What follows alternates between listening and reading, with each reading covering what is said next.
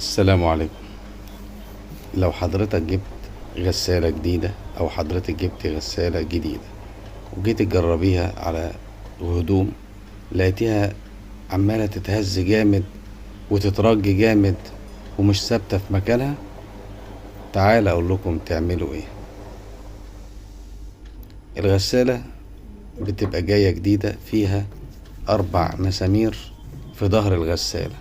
حضرتك أو حضرتك هتفكي ال4 مسامير دول ببيبة 13 أو مفتاح 13، وهتلاقي الغسالة اتظبطت معاكي وبقت 100.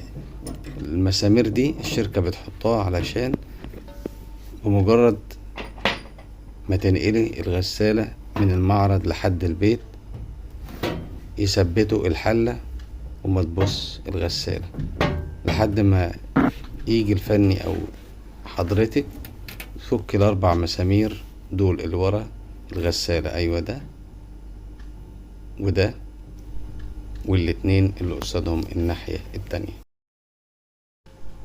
ولو عندك أي استفسار أو اقتراح بخصوص الغسالات أو مجال التبريد والتكييف أو مجال السخانات، سيب سؤالك في التعليقات وأنا هجاوب على كل التعليقات.